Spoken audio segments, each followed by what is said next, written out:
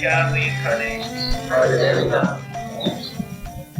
He, the personality of God, as the maintainer of all in the universe, appears in different incarnations after establishing the creation, and thus reclaims all kinds of conditioned souls amongst the humans, the non-humans, and the demigods.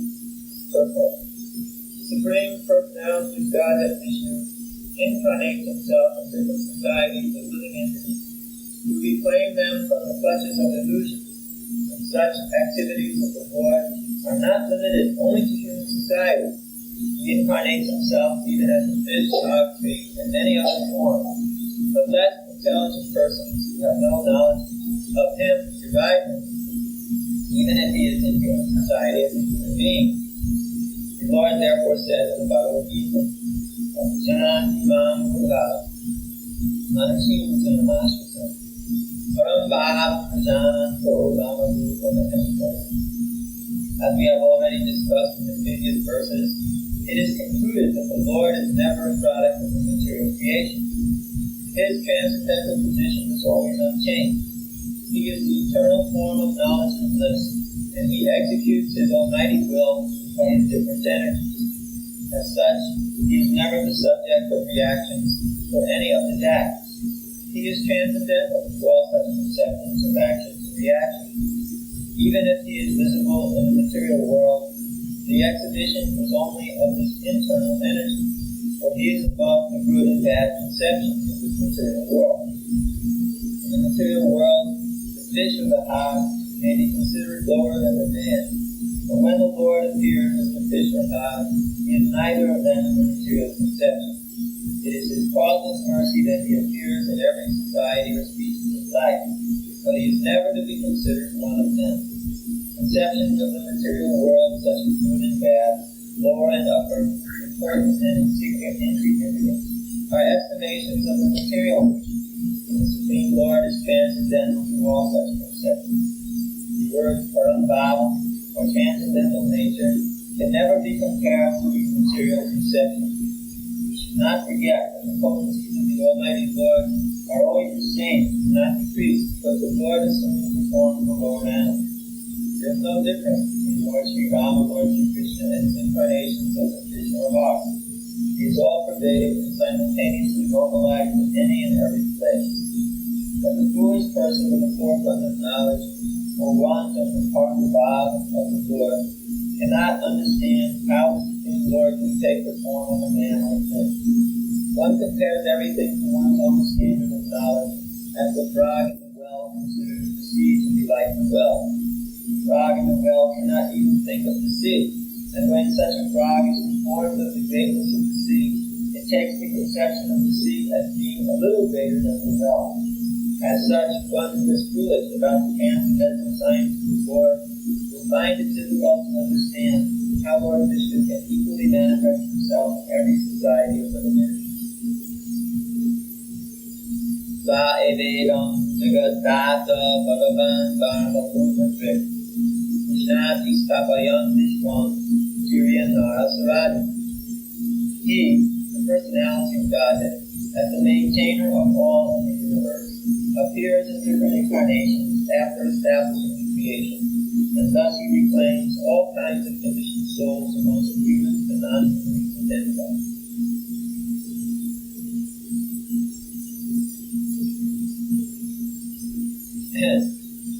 So at the beginning of the creation, the Supreme Personality of Godhead lies down in waters which is called the ocean. It's known as the causal ocean because Mahavishnu is the original cause of the material creation. He's established there, and he's sleeping. But his sleeping is different than the sleeping of anyone else, because his sleeping is the sleeping of yoga nidra.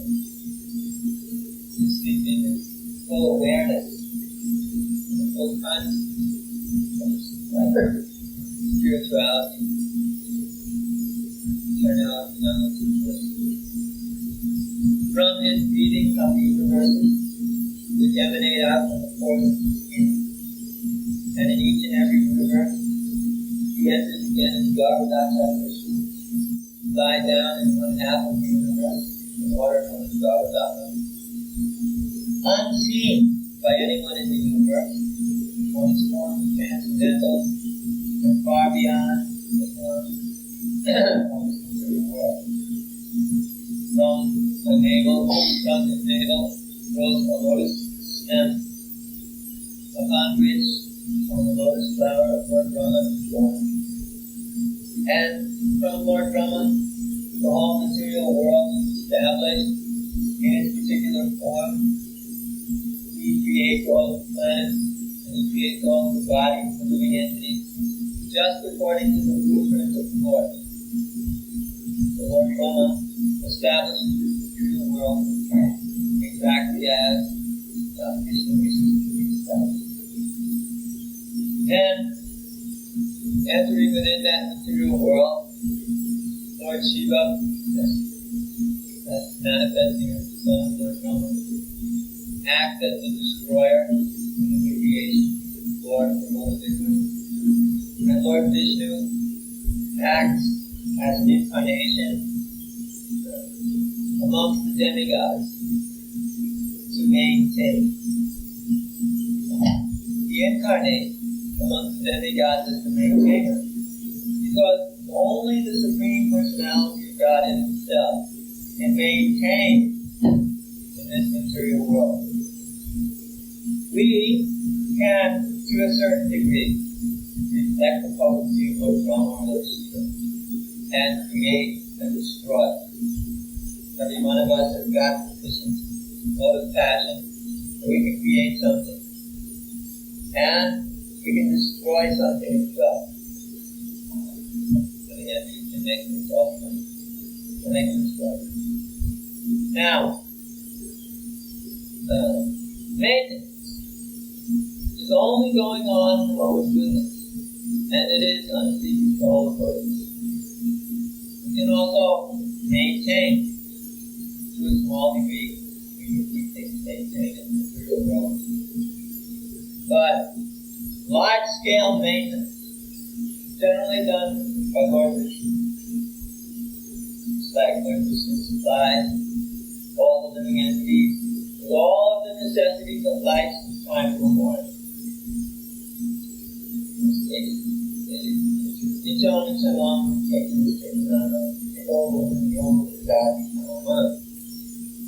There is one supreme eternal living entity amongst all living entities. And that one supreme eternal living entity is supplying all the necessities of life for all the other living entities.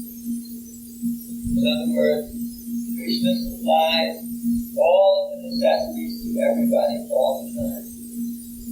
When Krishna, the Supreme Personality of Godhead, supplies everything to everybody.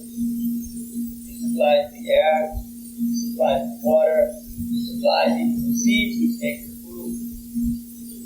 After all, these different plants are specifically designed so that the human body may be maintained. But who supplies the seeds to those plants in the beginning? This is supplied by the Supreme Personality of God himself, who instructs Lord Brahma how to create the different seeds. But is Lord Brahma responsible for placing the living entities within those seeds? No. Lord Brahma, actually, he is supplying the body of these seeds and plants. And until the Supreme Lord glances over the material creation, it has no life. We find this in relationship with the creation. Once the material world was created, the universe was established in all of its forms and features. But at that time, there was no light. There was no life in the universe. there was only the creation of material things. Lord Brahma is like a great sculptor. He can create all kinds of forms in this material world. But the light within these forms simply would not manifest simply by Lord Brahma's creation. It took the Supreme Lord through Dr. Vishnu to plant over planting over all the living entities' bodies and impregnating them once again within form, just according to their karma at the end of the previous creation. The Lord maintains the creation by, first of all, impregnating the living entities within their various forms of life. Each and every one of us have some karma. A lot of karma to them. And according to that karma, we are placed within bodies which are just suited to allowing us to work out our desires, work out our reactions according to karma. So the Supreme Personality of God, although He will destroy in the form of Lord Shiva the whole creation, the living entities are never destroyed. The creation may be destroyed, but the living entities themselves are never destroyed. The living entities, they remain within the body of Garbhodakshai Vishnu, for instance, until the next day of Brahma, when Lord Brahma again starts up the creation as it was before. And then at that time, after the creation is fixed, or Brahma has established the planet, then it is required that Lord Vishnu impregnate all the bodies by his planet. When we want to impregnate, we have to do it by the physical method. That may be good for 1 or 2, 10, 15, but again, over a long period of time, like 15 years. But Vishnu, he has to impregnate all the living entities at a large scale, very quickly. But in order for living entities to live, there has to be a life cycle.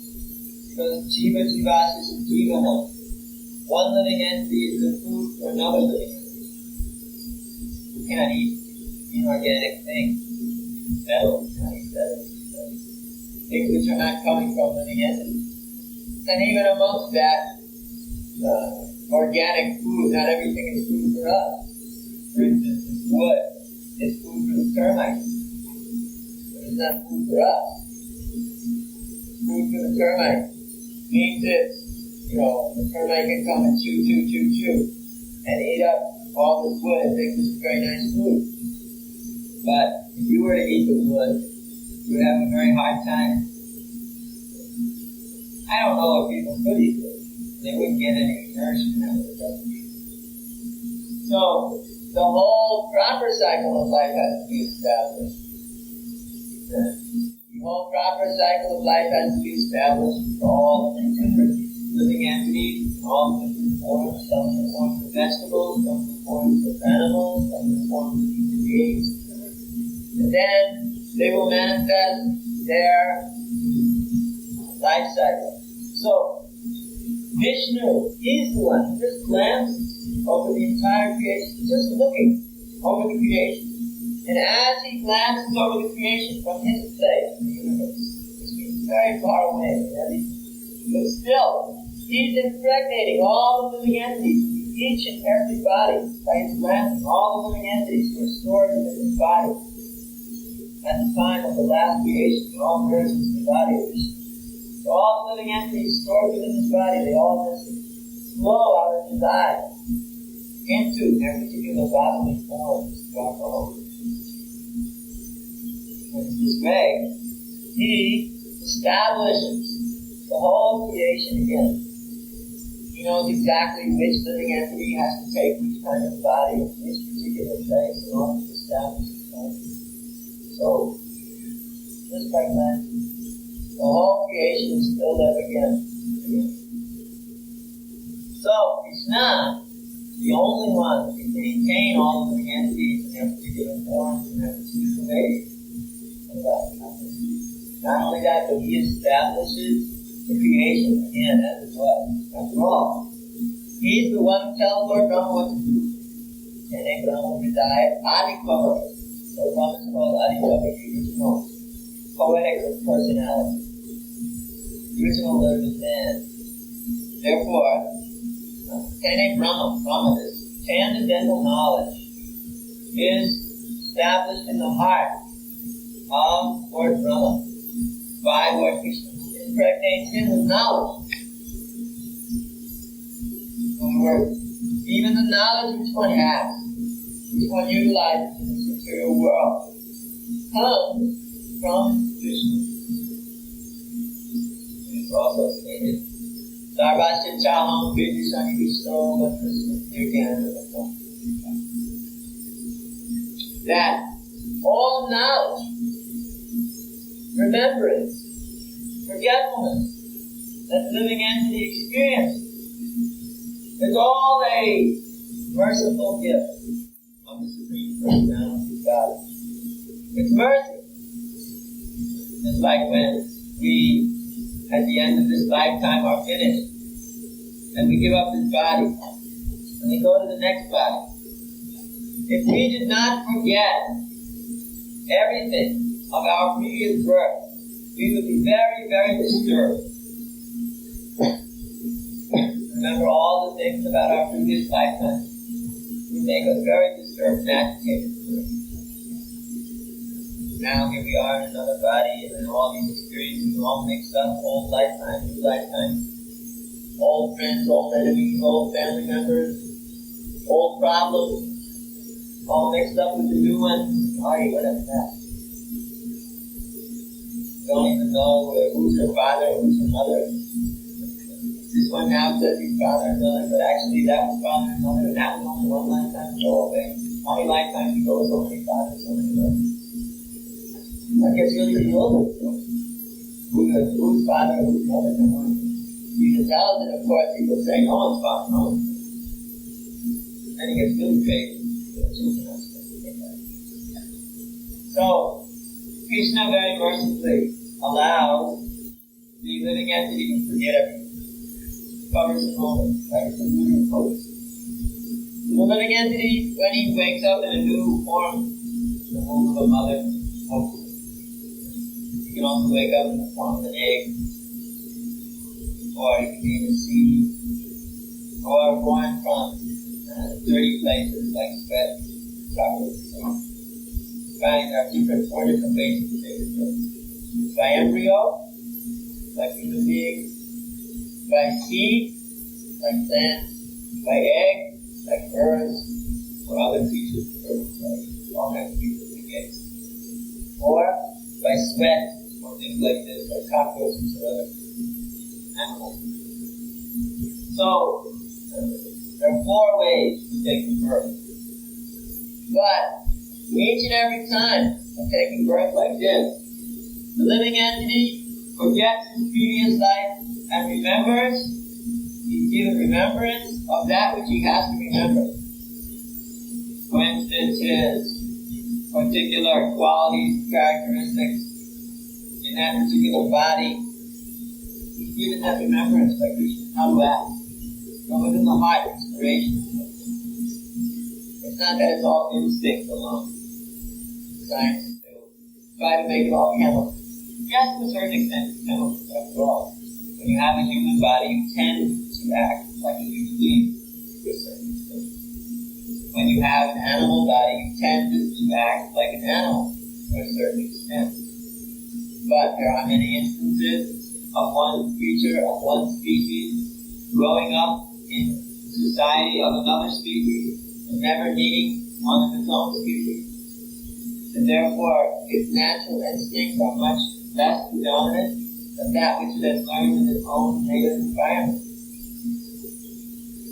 Like certain animals, when they grow up in the society of human beings, identify themselves more with human beings than they do with animals. They feel themselves out of place with animals. But, so instinct to a certain extent is there, behavioral adjustments due to circumstances is also there, but above all, in every case, the Supreme Lord within the heart is there. That Supreme Personality of God that is in the heart of all living entities is giving them the remembrance, the knowledge, and the forgetfulness by which they will be able to act within this material world. Giving everybody exactly according to their karma the ability to act. It's your karma to now make a lot of money by taking the business world at the right time. So Krishna will give the inspiration. That's now act like this. Now put your money here. Now take this chance. And by following that inspiration, one will gain great success. And he will take the credit too. Oh, I made such a good move. But actually, the Supreme Lord should get the credit. Because he gave you the knowledge. But then again, one may say, well, no, you should take the credit because it was by your good karma, your pious activity, that you earned to get so much money like that. So you should take the credit.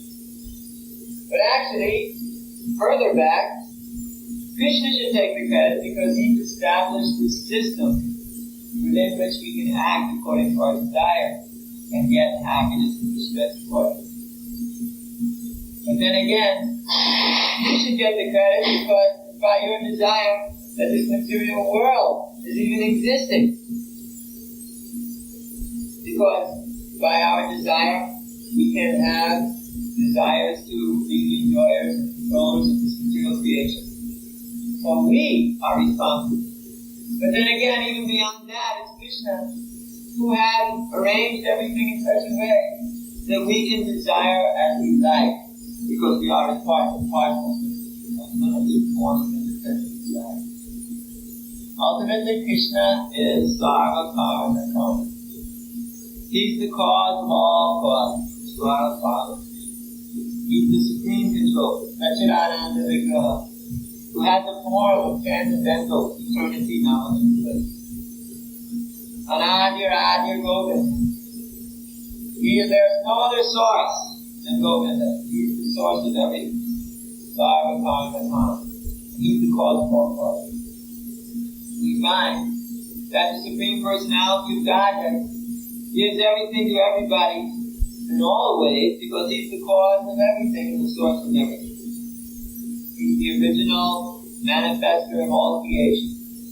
And through his agencies, he gives everything to everybody so that we may all exist. Not only do we have bodies, but we have planets which sustain the life of this particular body. On other planets, there are different atmospheres. And in those different atmospheres, the living entities are living quite nicely and maintaining themselves according to their particular bodies. In other words, everybody lives according to his bodily feature on a particular planet, just made to maintain that bodily feature. Krishna is very merciful, gives everybody everything all the time, just so that we may enjoy this material world to whatever degree we are destined to enjoy. Now, Krishna also maintains material creation in another way. He does it personally. Of course, when he is acting as the maintainer, he also does it personally. Krishna never does it impersonally. But he does it through the agency of his energies. The Bhava, Jnana, Balakriyachak, automatically. His energies manifest in a particular way according to his own nature. By Krishna's internal expansion of knowledge, automatically there is the expansion of his strength, knowledge, prowess, automatically expansion. and thus the whole material world exists. However, sometimes Krishna himself appears within this material manifestation. Pavitranaya sadhanam dinashaya Krishna. Dharma samsthapanakaya sambhavam kete. Periodically, millennium after millennium, Krishna manifests in this material world to annihilate the demoniac persons and to please his devotees and re-establish the principles of religiosity which may have been lost in the due course of time. We find that in the due course of time, things get lost. That's just the nature of things. They just get lost. Knowledge gets lost sometimes. Proper standards get lost. And it takes a great personality to come and re-establish them with this world. So Krishna himself comes and re-establishes this material world. Re-establishes within this material world the proper principles of religiosity. He pleases his devotee, and he annihilates the envious demons who simply want to make trouble for everybody all over the world. And to do this, he sometimes appears in different forms. And Krishna incarnates amongst all the different forms. Not that he will only incarnate amongst the human species. Krishna will also incarnate amongst other species, but not as a member of the species. Simply to perform his task. It is not that you find Krishna when he incarnates as a hog, appearing amongst the hogs of the spiritual world. First of all, how did he appear as that hog? Most hogs appear as brothers or sisters of 20 or 40 other hogs, who all of a sudden are just ejected out of the womb of the mother. It's flat, there they all are. Not a very sophisticated bird. Not a very interesting bird. Pretty mundane. Krishna, when he appeared as Varaha, he transcendental boar incarnation. He appeared as a boar, not even as a hog. One of these ferocious jungle boys. How did he appear? He dropped out of the nostrils of Lord Brahma. Now that is a pretty transcendental activity. Lord Brahma was meditating, and he noticed that some speck dropped out of his nose, one of his four noses. So, Lord Brahma, he knows every single square millimeter of his creation. There's nothing that exists in this universe that he doesn't know about. There's not one grain of sand that he didn't put there. There's nothing he doesn't know about his whole creation. So when this speck dropped out of his nose, you can imagine he was plenty curious, because he didn't create it. And he creates everything. Therefore, he wanted to know, what is this speck that just dropped out of my nose? This must be something special happening. Within a moment, that little speck grew to be the size of his thumb. What is that? Then, it grew within another moment to be the huge size of a transcendental hog. Hey, what is this form which has appeared out of my nostrils?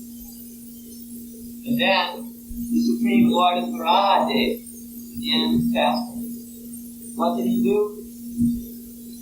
Hiranyaksha, the first demon in the universe.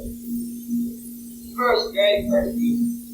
Hiranyaksha. He was the older brother of Harikesa Swami. Although they were born as twins, Hiranyaksha came out first. Therefore, he was considered to be older. Born first. So, Hiranyaksha had taken the earth planet and thrown it into the Garbhadaka ocean. So Lord Vishnu, thinking this is not very good that the earth planet is in this ocean, but I've got to go and save the earth planet. But what form should he use to go and pick up the earth planet from the Garbhadaka ocean? After all, it's an ocean, and it's pretty deep. The bottom it may be all muddy. Therefore, he appeared in the form of a hog, who very much likes to slosh around in such waters. Krishna has a good sense of humor. He could have appeared in any form, but he chose the transcendental form of a hog. And with his tusks, he went down in the waters and picked up the earth planet and saved it from the Birts ocean. And then he started a fight with Hiranyaksha. Hiranyaksha was thinking, what is this? A hog? It thinks it's going to stop me? Hiranyaksha? Of course.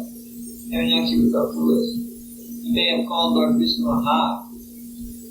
But, after all, he should have considered what hog is flying around in the middle of space, picking up earth planets out of the Birts ocean.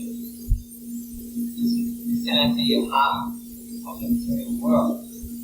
But he was dull. He was a fluff. Therefore, he couldn't understand. This is the supreme, after all. The supreme doesn't ordinarily appear as a hog. It's very special. So, they had a fight, and sometimes Lord Vishnu was enjoying this fight. The demigods were thinking, oh no, maybe Hiranyaksha will win. Because in a sporting fight, sometimes you let the other one come close, sometimes you get closer. So when Lord Vishnu saw the demigods were very much in anxiety, he just slapped him with his hook. And simply by the force of that slap, Hiranyaksha was immediately killed. Because Lord Vishnu was playing with Hiranyaksha. Hiranyaksha was so huge, for him the earth planet was like something in the palm of his hand. We're talking about original beings, big, huge, monster beings. So, for him it was no problem like that. But for Pregrada, even such a big, huge demon, he just slapped him with the hook. Hit him on the cheek. And that was the end of Hiranyaksha. He immediately vomited blood. So, is this an ordinary hog? When Krishna appears as a hog, do you think this makes him one of the ordinary pigs in the world? Similarly, when he appeared as a fish, someone may think, oh, fish? Yes. Oh, no. But do you think Krishna appeared as an ordinary fish in your pond over here? Somebody would come and fish gold. No. How did Krishna appear? That's also special. King Satyabhrata was one day at the banks of the Ganges offering oblations. The way you offer Ganges water to the Ganges, you take some in your palm and you offer like this. The Ganges water back to the Ganges, and then you offer. Because Ganges water is so pure, the only thing you can offer to the Ganges. So King Satyabhrata was offering like this. Either Ganges or Satyabhrata. No, he was offering like this. So he noticed that there was a fish in his mouth. So he was wondering how a fish got in his mouth. So he was going to offer Ganges. He thought anyway, fishes swim around all the time, so I get that. So I'll pour it back in the Ganges and get some more water and try it. So just as he was about to pour the fish back in the water, the fish said, "O king, I've taken shelter in your pond. Don't throw me back in the river. Put me in a proper place. Take care of me. I am now totally dependent on you." So the king was thinking, this is highly irregular. Generally, fish do not talk to you. Because fish, they are not the talkative kind. They generally just swim around. So, the King Satyabhrata thought, well, better I do what the fish says, because, after all, talking fish is special. So, he took that talking fish and put him in a bowl. You know, a little bowl that you put fish in. And the fish was swimming around in the bowl, but within a few minutes, he filled up the whole size of the bowl. King Satyabhrata was wondering, the fish was saying, "Why do you keep me in such a little bowl? I'm all cramped. My body's all cramped. I can't move around properly. This is not very nice. Then the king thought, oh, I better give him a bigger bowl. So he put him in a big container. And then, within a few moments, the fish filled up the whole big container. He said, oh, king, this is not a big enough container for me. My body is feeling very pained. So then the king thought, all right, I'll put him in a little lake. Certainly can't be too big for this lake. Put him in the lake. And the fish filled up the whole lake and said, oh, king, this body of water is not sufficient for me. Why do you leave me in such a little body of water? So then this time the king was really hysterical, wondering, who is this fish? First of all, he's talking to me. Second of all, he appears just like this in my hand. Third of all, he just fills up every container I put him in immediately. So then the king got all of his men together, and they carried the fish to the ocean, and threw the fish in the big ocean. And then the fish grew really big. But then he told King Satyavrata that, my dear king, very soon, within a few hours, the whole material world will be destroyed by the inundation of the floods. Now the destruction will take place, and therefore I'm going to save you and the great sages and the Vedas. King Satyavrata saved great sages along with the Vedas. So I'm going to save you, and I'm going to carry you across the waters of devastation.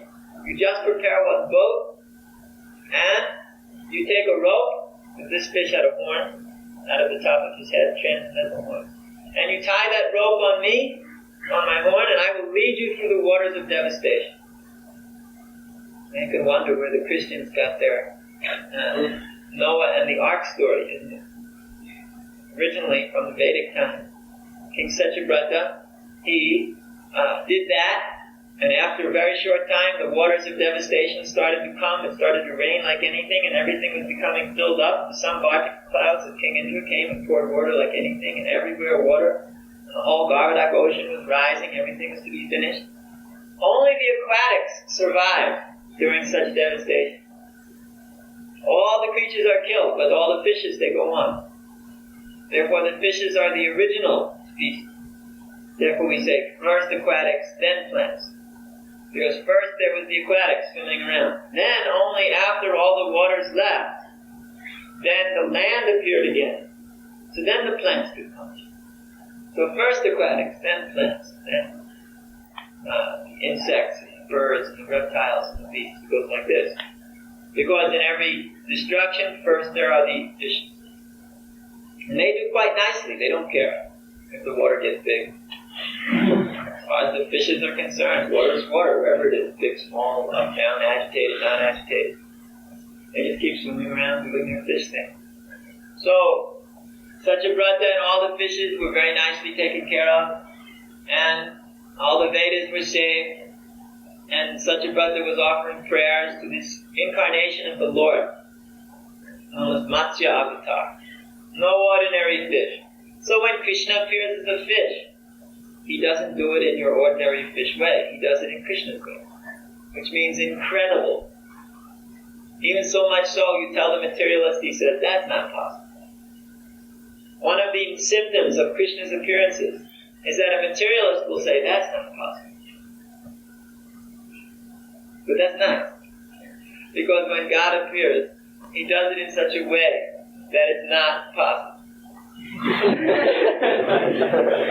Therefore, you can understand, here is God. If he does it in a way which you can conceive of, then everybody will think, that's just a fish. If he took birth from another fish, and everyone would say, this is a fish. That's too ordinary. It's like when Krishna himself appeared. Although Devaki looked like she was very pregnant, when Krishna appeared to take birth, he didn't appear through the womb. He just all of a sudden manifested in four-armed Vishnu form. Devaki herself said, well, that's not very wonderful because that you can lie down in my womb. After all, you can also lie down in an atom, which is very small. Or the whole universe, which is very big. Therefore, my womb is somewhere in the middle. After all, compared to an atom, a womb is very huge. Or compared to the womb, the universe is very huge, but it's equally like that. So the womb is neither so small as an atom, neither so big as the universe.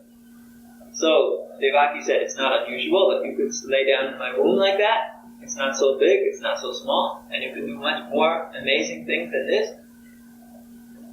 And then he just appeared four-armed Vishnu form, with flower garland and full-grown hair and beautiful ornaments and jewels and yellow silken dhoti with conch club, lotus, and disc. This is not your ordinary baby. If in the hospital here in Zagreb, one small thing is different about a baby, everybody writes 20 newspaper articles. What to speak of Vishnu appearing with full paraphernalia? Of course, they wouldn't understand anything. That's right. We're talking about Devaki and Vasudeva. So when Krishna appears, he does extraordinarily. It's extraordinary appearance. It's not appearance that anybody can understand by material, mundane speculation. By our mundane speculative knowledge, you cannot understand Krishna. He's not to be understood like that. He's far beyond the ability of the material senses to see or to know. He is actually transcendental. And his appearances are transcendental, his activities are transcendental, and he makes all things in this world go on by his transcendental nature of appearance and activity. And he will save his devotees, just like when he appeared as Varaha, he saved the earth planet. When he appeared as Matsya, he saved the Vedas and King Satyavrata and the sages. When he appeared as Krishna, he saved all his devotees by killing Kamsa and the other cruel kings. In the battle of Kurukshetra, he caused so many to die. He rid the world of the burden of so many Kshatriyas. This is one of Krishna's primary responsibilities, to free the world of so many Kshatriyas who are actually demoniac in their power and prowess, simply causing people trouble. Therefore, Krishna, he does all kinds of wonderful things for the saving of this planet, making everything nice, arranging everything very properly. Nothing would go on without Krishna. Therefore, when Krishna does all of these things, he simultaneously displays his pastimes, which attract the conditioned souls very nicely. And when they are attracted like this by Krishna's pastimes, then they go back to Krishna's abode. At the end of their term of existence in this conditioned life, they return to Krishna's own abode in the spiritual world, and then they enjoy transcendental bliss there eternally. So Krishna is always reclaiming the conditioned souls, bringing them back to his lotus feet, in order that they will actually establish themselves in transcendental loving service and re-establish themselves in his original constitutional position in the spiritual world. So Krishna's appearance and activities are all extraordinary and wonderful. Therefore, no one should ever think of Krishna as ordinary in any way, and then everything will be very nice. Are there any questions?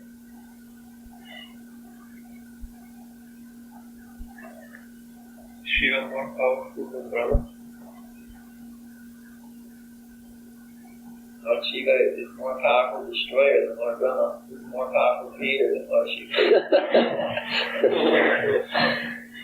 And because when Shiva destroys the universe, he destroys Brahma too? Lord Shiva does not destroy Lord Brahma. Lord Brahma goes back to Godhead at the end of the universe.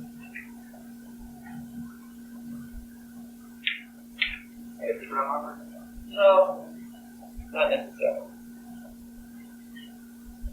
Just kind of you probably explained that Varaha appeared 2 times. Can you explain? Lord Varaha first appeared during the millennium of Swayambhuva Man. Then he also appeared in the millennium just before our Vaivasvata Man, Chakshushi Man, at the end of that. So, he manifests himself now and then. And when he appears in different millenniums, he does different things. Not very different, slightly different. Like one time Arahat is said to have beaten Hiranyaksha on the chest, another time on the cheek. But where he hits Hiranyaksha, that doesn't. He's always speaking there. Yes, picking it from the Govardhak ocean. Sometimes he lets it float, sometimes he brings it up. It's up to him. He's not following a script. That's what he wants. He manifests his Nrsimhadev feature when he comes to this material world. Lakshmi never saw him angry. But she saw him as a lion. No, half man, half lion, only you. Yes. But he was Lord Nrsimhadev. He appeared in this form just to make the words only about truth. All of these benedictions he gave to Harikesa not be false. And we how you take a form which would keep all of the benedictions of Lord Brahma true and still kill Harikesa.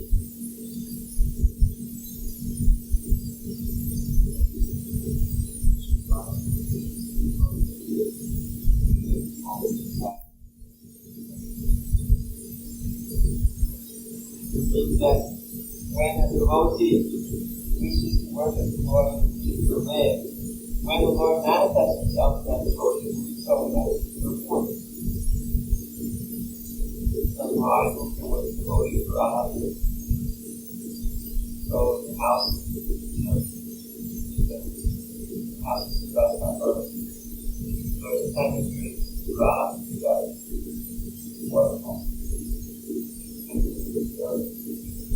Manifests according to the desire of people. So the time has what's called Mahaprakash manifestation for more than 25 hours, 27 hours. He reveals himself in all of his different forms, all of the devotees who have to worship him. This way, filling the innermost desire.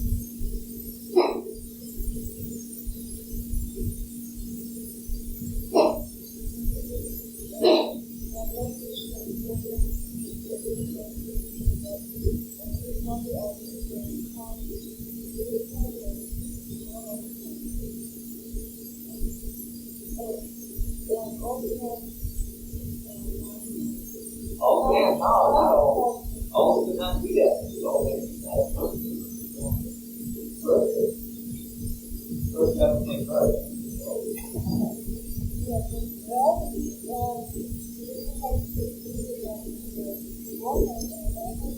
No, you see in the beginning, Lord Brahma creates what's called prototype bodies.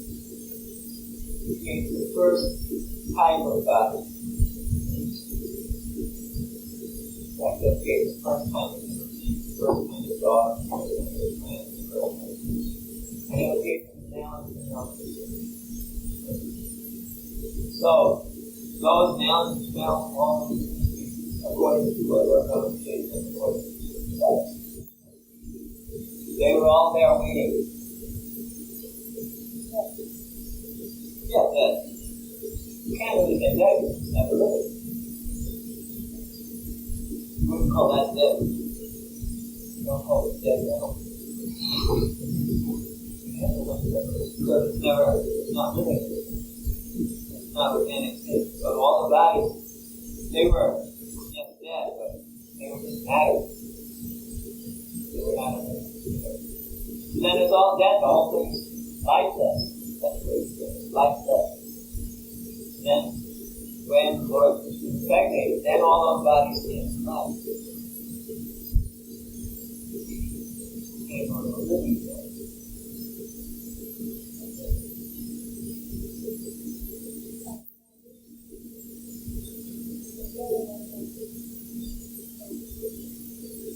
Well, there are 8,400,000 people alive.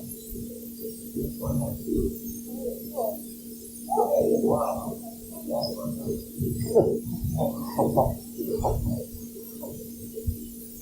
How many bodies?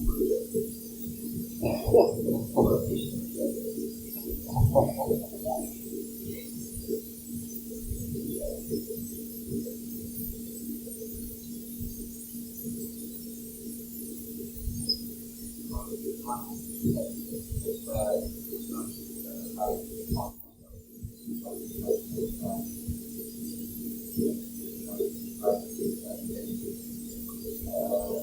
ask the question.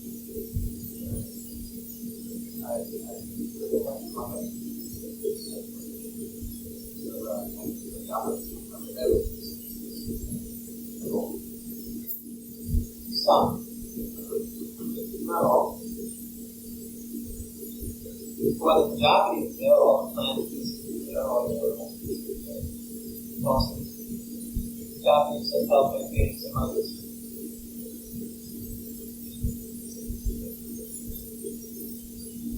For living in the state of each tribe, for all humans, with Brahma and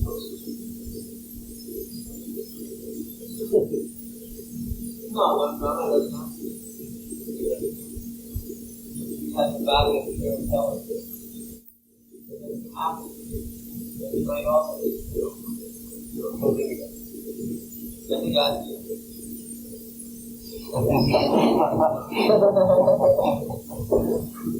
Very nice. Everything's cooked with you. You never eat anything that's not cooked with you. Things not cooked with you are called raw. Things cooked with you are called cooked. Demigods only eat cooked food.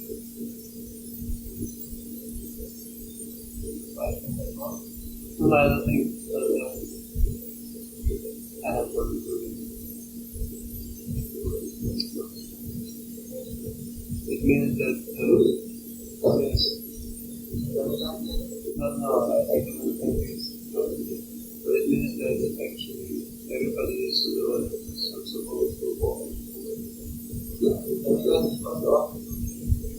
It's a big devotee.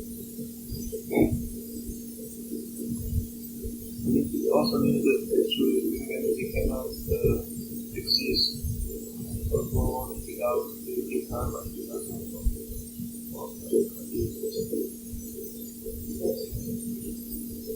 Stating karma is so generally done in human form. The animals don't feel it. The tiger goes off the trees on the deer. It does not. It's just karma. Because it uses the tiger. This is karma already with the tiger. The tiger is you, so it's you. It's karma. If you eat it, okay.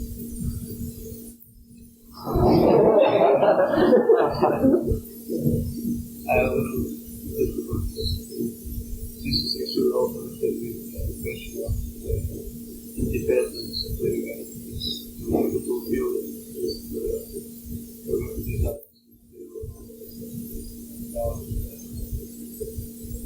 without staying connection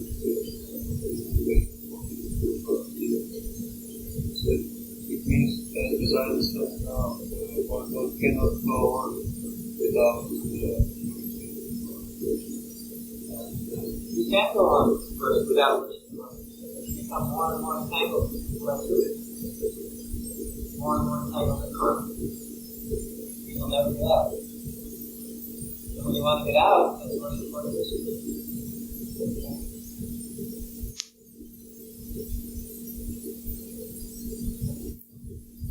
because one is simply forced to commit simple activity in order to go free. I know that I was thinking that in this case one is simply forced because Not forced, you go on suffering.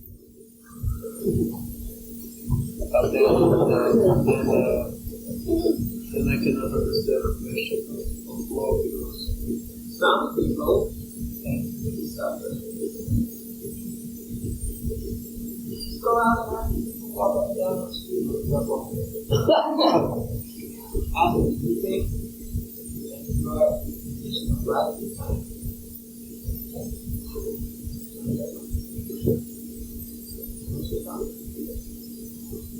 You understand the problem. Therefore, you should teach them that too. They think so, right? So, isn't that law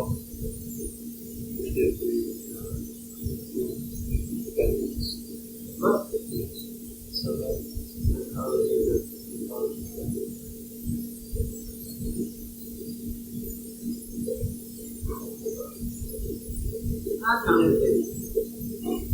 Krishna gives you freedom. If you use the freedom in the wrong way, that doesn't mean that Krishna doesn't love you.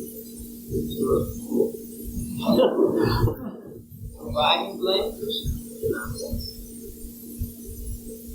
If you use the freedom Krishna gave you out of love the wrong way, you're a fool.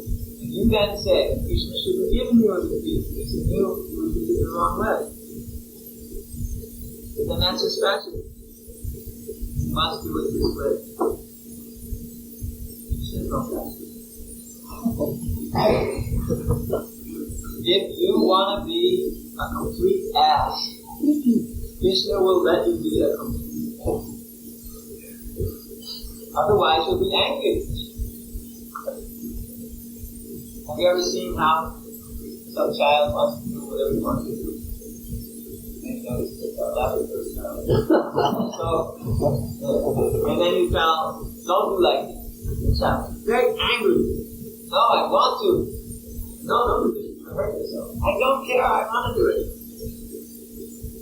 I was thinking just You were suggesting it. I think this is very heavy speculation that I don't know if you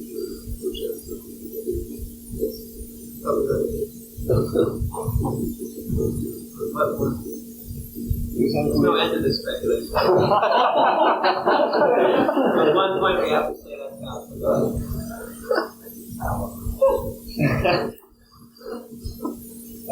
Variance has some kind of beautiful potential as in the service because it's not able to grow. But you're not a child. You're an soul, you're fully developed. So now if you don't live. Nice preparation.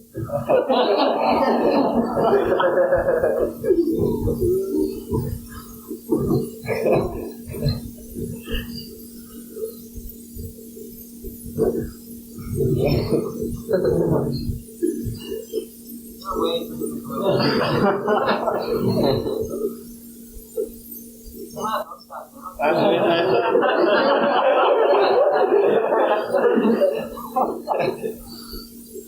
Because we are compared to Krishna is a white or fire. I thought it's some kind of, I cannot say like the beauty, but still.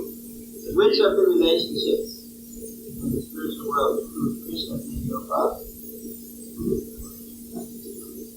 Neutrality? Servitorship? Oh, you serve him. Friendship? He's not your father, he's friend. Parenthood? He's the son, you're the father. Conjugal love?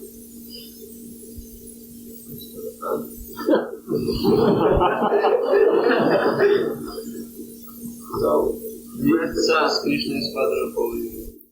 He's the seed-giving father of the living entities in the material world who are impregnated into the womb of the material nature. And these are already in the material world.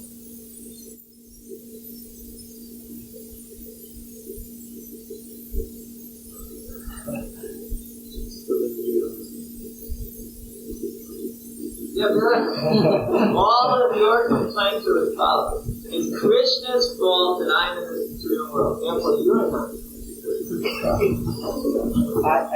You always want to say that it's Krishna's fault that you're in this material world because he let you come here. Certainly you're a fool, alright, yes, but Krishna shouldn't have let me do it.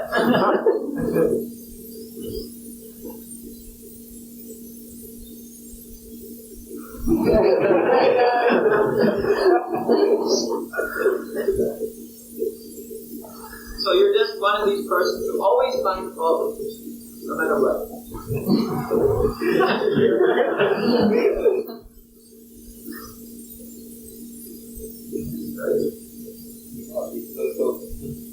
That's the problem with speculation. As soon as you start speculating, immediately it's all Krishna's fault.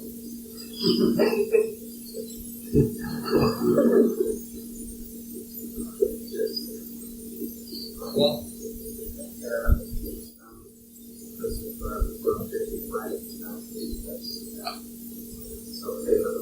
Didn't create you. You are.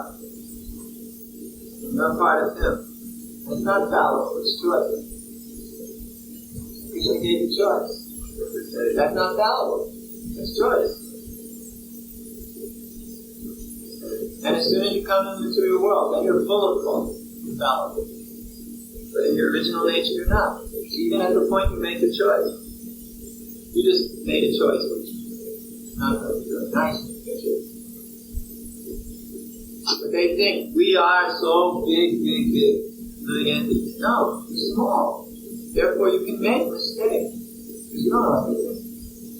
When we say full of knowledge, we mean full of knowledge in the same way that this cup is full of water. It's a little cup filled with water. It doesn't mean all the water in the whole universe is in this cup.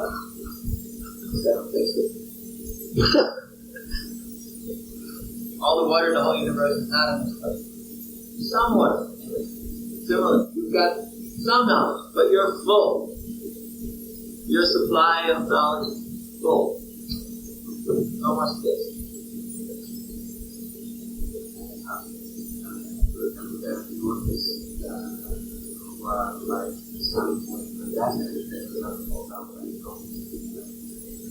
That is not predestination, that is their pure desire.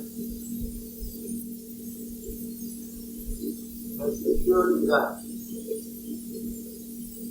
Some special created. They're not created. Some special category. Yes, they belong to the special category of those devoted to pure desire.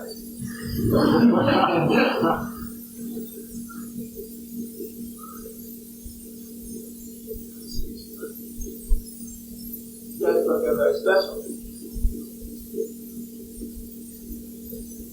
These are all Christian concepts. This is all contamination of not very properly formulated Christian concepts. Therefore, these lessons.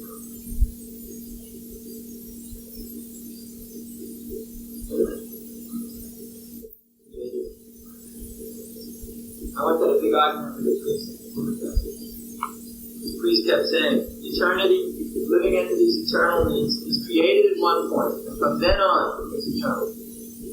I said, please show me in any dictionary on this planet where eternality means beginning but no end. As far as I've ever seen, eternality means no beginning and no end. So then how can you say beginning, creation, then no end?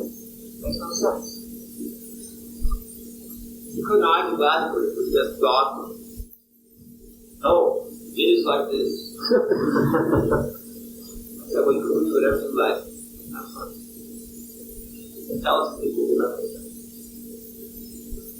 Yes.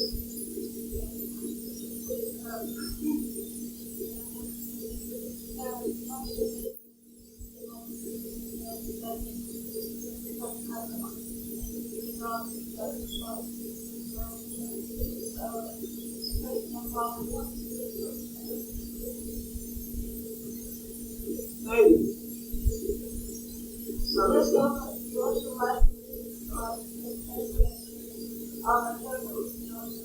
Certainly. In fact, that's the whole point of developing purity in this life, that you gradually develop your eternal relationship with Krishna in this life. But not this body. Gradually, the spiritual body will develop in one form. And then one will directly be able to relate to Krishna in his spiritual form, in that transcendental reciprocation of service.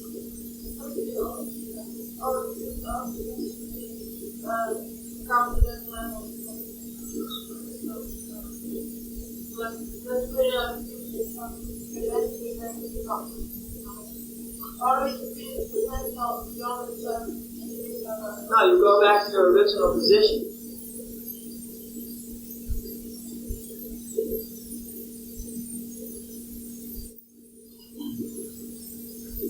There is a subtle point of the practice. Devotees, of course, they kind of around the glorification generally go to the position of constant love.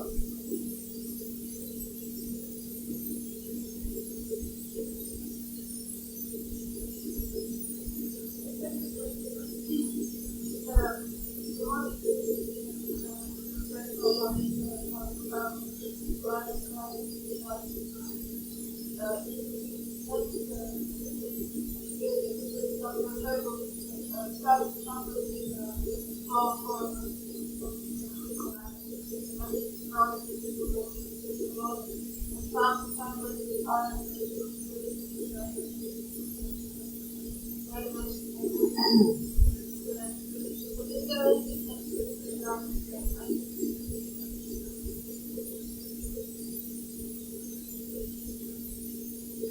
do you mean for yourself?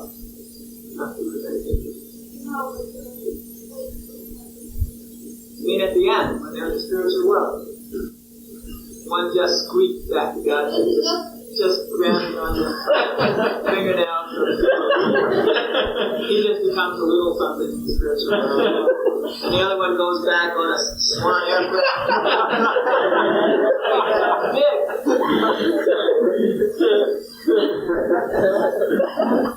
He sounds pretty crude today. Back to God, back to God. Don't start making asks.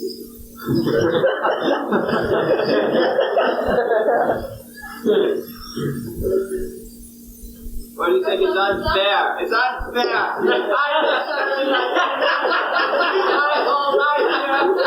I just want to follow the principle and chant the round. Nothing, he gets the liberated position. Look at that!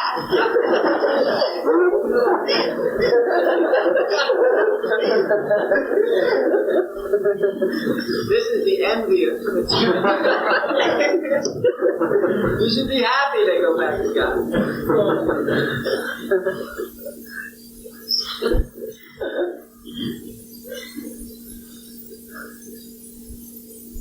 Like the most ferocious curse the Vaishnava can think of. Man, somebody's really not doing very nice business. May he go back to Godhead soon. You should go back to Godhead, then you'll stop bothering me and you'll be back in the spiritual world.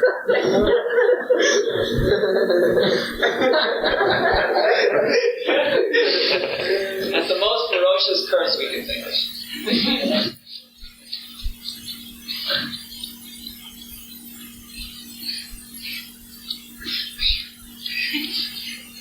Sunday morning, something always about Sunday morning.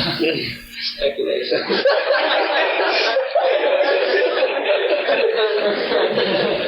I guess it's the day when all the materialists, they've been working hard all week, and then Sunday they just lay back and speculate. Is it like that? Is it like that? Oh, now you're going to blame them, right? I see. It's their fault. You're expert at blaming everyone else.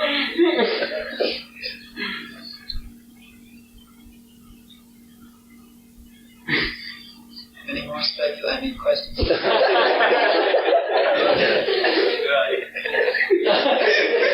Postoji jedan puno živih bića. Pa da li za svih ima službe dovoljno?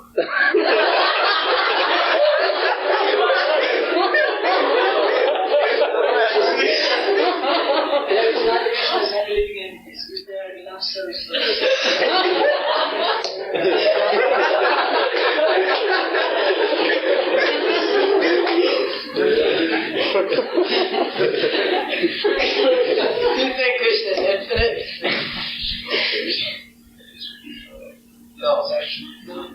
Krishna is not infinite.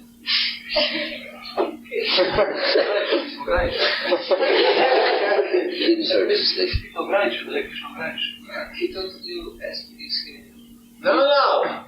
Is Krishna infinite? Yes. So, infinite means no limit? So, if you're infinitely powerful, infinitely great, then if there are many living entities, that's still not too many, because Krishna is infinite. Too many means limit. There's no limit. Unlimited living entities can serve Krishna. The spiritual world is very big. There's no limit anywhere. Limit is simply material conception. They can all serve Krishna.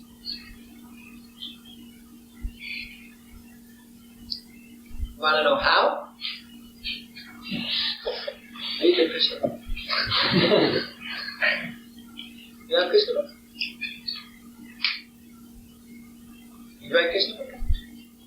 All that, they're all serving Krishna. No one has any problem.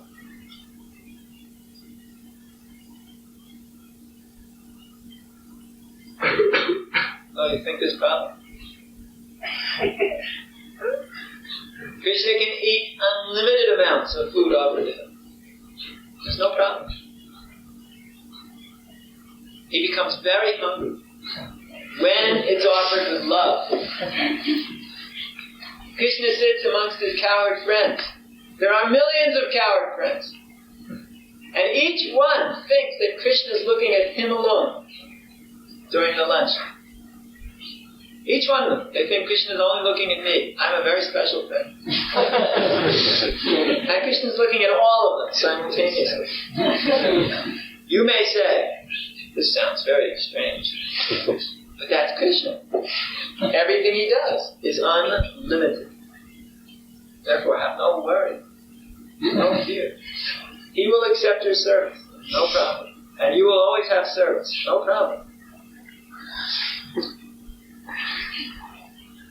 I guarantee you, if you had 10,000 devotees here in Yugoslavia, we'd still not have enough. We'd run out of service.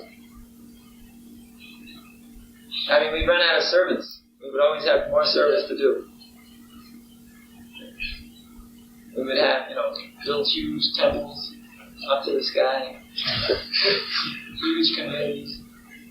Still, there would be plenty to do. Still, the temple president would be running around looking for this.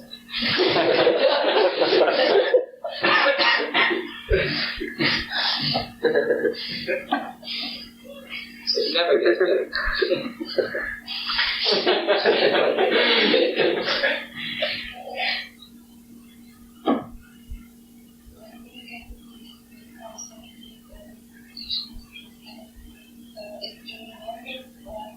They remember, like you remember when you had a fever and you had hallucination. When you come out of the fever, you remember there was this hallucination, but you forget it as quickly as possible because it's not. So in the same way, you can't remember, but you forget because you want to.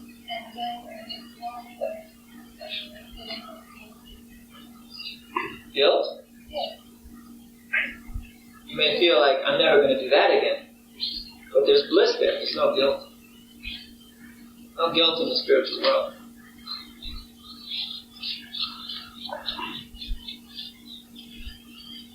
Alright. Nice.